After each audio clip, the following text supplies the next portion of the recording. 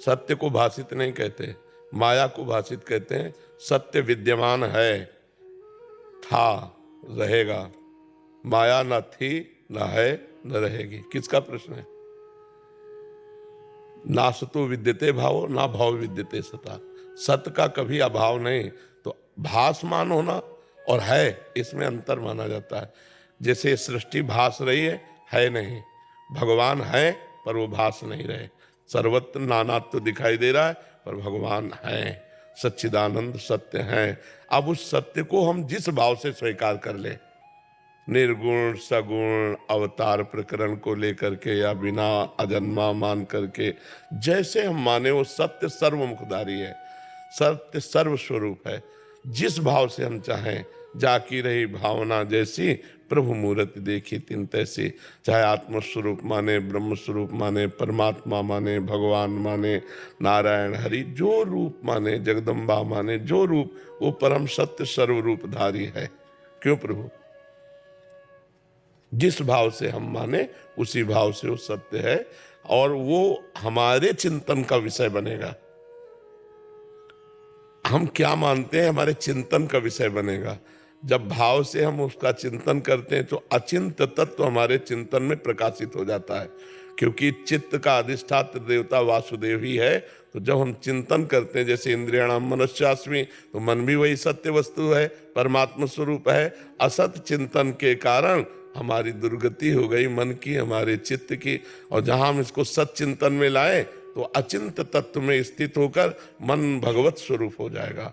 मन ब्रह्म में, चित्त ब्रह्म में, बुद्धि ब्रह्म में, अहम ब्रह्म में, सर्वम खलमिदम ब्रह्म। कुछ बचा ही नहीं ब्रह्म के सिवा। बस पहले चिंतन से फिर अचिंत्य स्थिति में पहुंचा जाता है। हमारा स्वरूप अचिंत्य है, अंतःकरण के चिंतन के द्वारा नहीं प्राप्त हो सकता। तो सत चिंतन के द्वारा असत चिंतन का त्याग और फिर सत चिंतन में भी विश्राम, तो सहज स्वरूप प्रकाशित हो गया। शंकर सहज स्वरूप समारा, लाग समाधि अखंड अपारा। स्वरूप आनंदमय है। जब तक डट के भजन नहीं होगा, सच्चिंतन नहीं होगा, तब तक बात नहीं बनेगी। देह भाव से हमारा स्थूल सूक्ष्म कारण से संबंध हटे। पहले हम बैठे हुए इसी में हैं और अपने को देह मान रहे। स्थूल सूक्ष्म कारण स्वभाव से परिपक्व हो गया है कि हम मनुष्य हैं, हम देह हैं। ये देखो, उठते बैठते जागते हर समय बैठा हुआ है ये भाव नष्ट हो जाए तो फिर खाता पीता चलता उठता बैठता हुआ भी वो कुछ नहीं करता। अकर्ता, अमना और अचिंत्य। समझ पा रहे हैं आप प्रभु जी? चिंतन करते हुए भी जी, वो दृष्टिगोचर प्रकाश पुंज क्यों नहीं होता फिर? क्योंकि वो सतत चिंतन नहीं हो रहा। इसको आप कसौटी पे कसिए, सतत चिंतन नहीं हो रहा। जो विषयों के द्वारा चिंतन हो रहा है, विक्षेप, जो अहंकार देहाभिमान का आवरण और जो बार बार दुर्वासनाएं हमें आकर्षित करें, मल विक्षेप आवरण से रहित हुए बिना हम उस अचिंत्य वस्तु का कैसे अनुभव कर लेंगे? उसके लिए हमें साधना चाहिए ना। लोक परलोक के भोगों से वैराग्य, इंद्रियों का दमन, मनोनिग्रह, तितिक्षा, श्रद्धा, समाधान, मुमुक्षुता, तब हम उस वस्तु को समझ पाएंगे। केवल वो बातों से तो समझ में आने वाली है नहीं। नायमात्मा प्रवचने न लभ्या न मेधया न बहुना तुरते न बहुत प्रवचन करने वाले को बोध होता है, न बहुत प्रवचन सुनने वाले को होता है, न बहुत बुद्धिमान को होता है जो आत्म तत्व का वर्ण कर लेता है।